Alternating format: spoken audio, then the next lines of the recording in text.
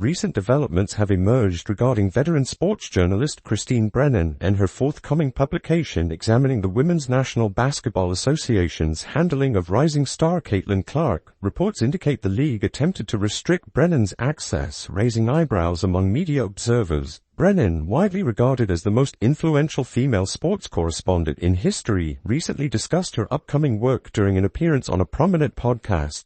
The publication appears positioned to scrutinize the WNBA's conduct throughout the previous season, particularly regarding their relationship with the Indiana Fever rookie. The exclusion of Clark from the Olympic roster stands as one of the most debated decisions in recent women's basketball history. Critics argue this choice lacked both strategic and commercial merit. Clark's absence from the team eliminated significant international marketing opportunities and fan engagement potential. At 23 years old, Clark demonstrates remarkable media savvy and global appeal. Her interaction with international reporters showcases maturity beyond her years, exemplified by her gracious response to a Hong Kong journalist expressing admiration for her game. Such diplomatic skills would have enhanced Team USA's international presence substantially. Sports reporting. But, here are some of the clips of her talking, and this is on the Adam Gold Show, about her upcoming book. But it's not. It sounds like it's going to be as much as anything an expose on the WNBA last year. And I mean this when I say this, the WNBA deserve it. I think we didn't see things anywhere near as badly I talked about earlier in the stream. Post them. The Olympic squad faced unexpected challenges throughout the tournament despite ultimately securing gold. Early deficits against Japan, Germany, and Belgium exposed weaknesses in the roster construction. The team's reliance on veteran players, particularly those dealing with injuries, created strategic vulnerabilities. Chelsea Gray's inclusion, despite mobility limitations from a foot injury, proved problematic. Operating as the sole point guard, Gray's reduced speed became a target for opposing teams' fast break attacks. Multiple games featured opponents exploiting this weakness, merely resulting in upset losses. Minnesota Lynx coach Cheryl Reeve, who also served as the Olympic team's head coach, drew criticism for her social media activity regarding Clark. Reports indicate Reeve posted negative commentary about Clark before the season commenced, questioning the appropriateness of such behavior from someone in her position. The U.S. Olympic and Paralympic Committee's failure to address this conduct raised questions about organizational oversight, having a national team coach publicly commenting on potential selections while maintaining active social media criticism represents a concerning precedent. Post there. Diana Taurasi. Post-Olympics, when she was just the second best player in the league after Fee Collier. I'm coming in those last couple of games through the playoffs, which she won a player of the month, which won 3 player of the weeks in a row. I think at that stage, people were really just like, okay, yeah, we can't really say much about her. But, yeah. Early on in the season, I think there was a lot of stuff. Clark's rookie season statistics ultimately validated critics of the Olympic selection process. Her performance metrics during the selection period surpassed several chosen players. Following the Olympic break, Clark's dominance became undeniable, earning multiple weekly honors and establishing herself as the league's second most impactful player. The stark contrast between early season skepticism and late season recognition highlighted the premature nature of initial dismissals. Clark's ability to elevate team performance and generate unprecedented fan interest demonstrated the short-sightedness of excluding her from international competition. Now that was Courtney Wu speaking about the All-Star voting, man. I did a video yesterday pretty much explaining it.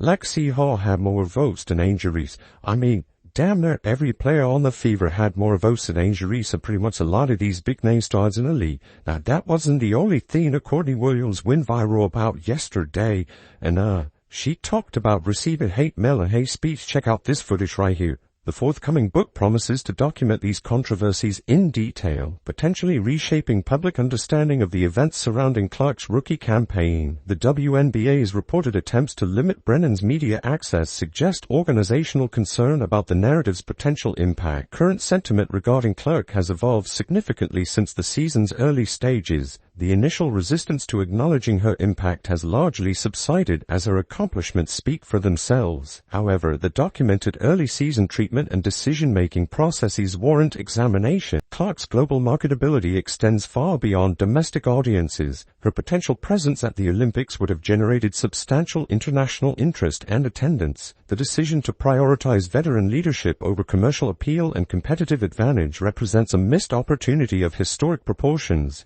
The controversy surrounding these decisions reflects broader challenges within women's professional sports regarding talent recognition, media relations, and strategic marketing. The upcoming publication may provide crucial insights into these organizational dynamics and their consequences for the sport's growth trajectory. Bro, you'll notice if we're real like, just press the block button, bro. Just press the block button and it move boy, like, you know what I'm saying? Like, take your time one night, go delete everything, block everybody, and then you don't gotta worry about it no more. But the people that wanna be there won't get blocked. The people that show love won't get blocked. If you on the internet acting like... During a recent podcast appearance, Williams provided candid commentary about the current All-Star voting landscape. Her observations highlighted the remarkable influence Clark has demonstrated throughout the league, noting that multiple Indiana Fever players have secured positions among the top vote-getters. Williams specifically emphasized how Clark's effect extends beyond individual recognition, stating that the entire Fever starting lineup appeared prominently in early voting results. Additionally, several bench players from Indiana managed to accumulate substantial vote totals, demonstrating the breadth of fan engagement surrounding the franchise. The Minnesota player characterized Clark's influence as extraordinary, acknowledging that such widespread support represents genuine momentum within the fan base. Williams described this phenomenon as undeniable evidence of authentic fan engagement rather than artificial manipulation. Beyond discussing voting patterns, Williams offered perspective on handling negative online interactions that have accompanied increased attention to women's basketball. Her approach centers on practical solutions rather than prolonged engagement with hostile commentary. You know you wouldn't act if you was in front of this person in real life. You deserve to give love. And I think that's what more people need to do. Just block the people and move on, bro. Like, this is what we wanted. We wanted more eyes on the game. We wanted more people talking about the game. Whether it's good or bad, it don't matter. If you don't like it, block them. Move on. But this is what we want. This is what we always wanted. So, let's embrace this. Williams advocates for utilizing blocking features on social media platforms as the most effective method for managing unwanted interactions. Her philosophy emphasizes treating online spaces differently from real-world encounters, suggesting that users should readily remove toxic individuals from their digital experience. The player recommends periodic cleanup of social media feeds, encouraging wholesale blocking of problematic accounts rather than attempting to engage with negative commentary. This strategy allows genuine supporters to maintain access while eliminating disruptive influences. And if you want to make the argument, oh, you're not a real fan if you're not going to watch the Olympics, and I'm like, hey, you weren't going to go anywhere, and I'm like, no, I watched every game. But at the end of the day, I am. Like, I would have gone out of my way. I didn't care enough to fly to a different country to watch them play.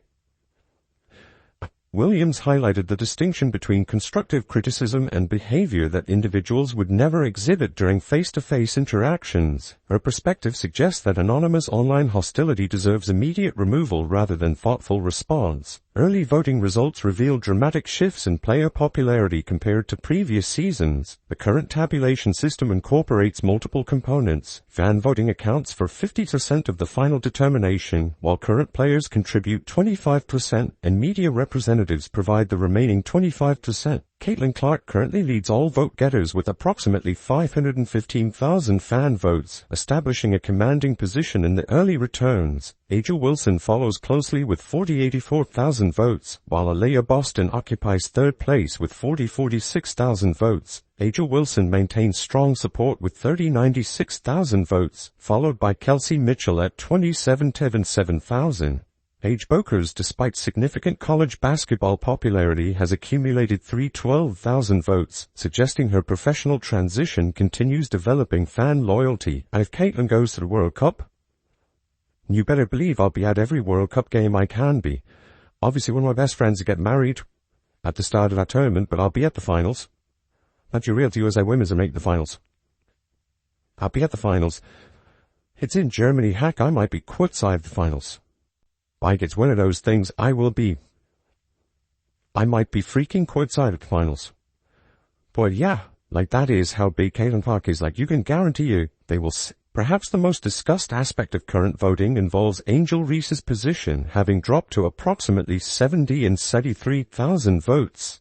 This total represents a significant decline from previous expectations and places her behind several less prominent players in the overall rankings. Sabrina Ionescu currently holds 75,000 votes, marginally ahead of Reese. Despite different levels of media attention throughout the season, this gap has generated considerable discussion about shifting fan preferences and sustained interest levels. The WNBA employs a multi-stage selection process for all-star recognition. Initial starters emerge from the combined voting formula, while head coaches subsequently select 12 reserve players to complete rosters. The players receiving the highest fan vote totals gain drafting privileges for their respective teams. Special voting periods occasionally provide enhanced value, with certain days offering double vote opportunities. These promotional periods can significantly impact final tallies, particularly for players with organized fan campaigns supporting their candidacy. Current voting patterns reflect substantial changes in WNBA fan engagement compared to historical norms. The concentration of support around specific franchises and players suggests evolving audience demographics and interest patterns. Williams emphasized that increased attention, regardless of its nature, benefits the overall league development.